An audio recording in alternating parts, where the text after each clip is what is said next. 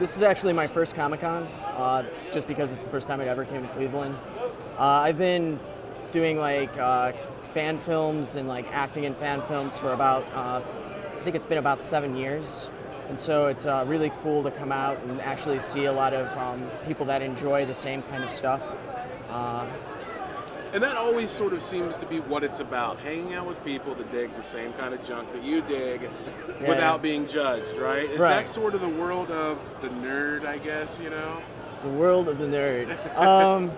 Yeah, I guess. I think a lot of times it's a little more socially acceptable now too, especially with superhero movies are actually more mainstream than they were about 10 years ago.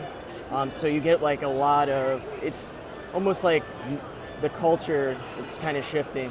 Talk about that. How did it switch?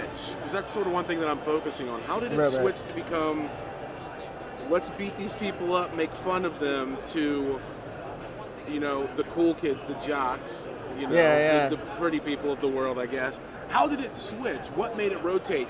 Was it that everything we always liked was always cool and nobody just realized it? Is that sort of what it is? That's a good question. What do you think? What's your opinion? Doesn't have to be right. I know. Yeah, I think it's always been kind of cool. There's always been like, I think there's always like a secret comic book geek in everyone. So once it became kind of like mainstream, they started like doing movies about it. People started becoming more accepting of it. And how cool is that? I think that's really freaking awesome. Yeah. Have you ever been to Cleveland? Where are you from? I'm actually from Cleveland. So. Oh, you're from Cleveland? Okay, cool. So this is Cleveland's first Comic-Con. Cleveland's first Comic-Con. Very exciting, right? Yeah. Anything you're looking forward to specifically? Any people you're interested in meeting?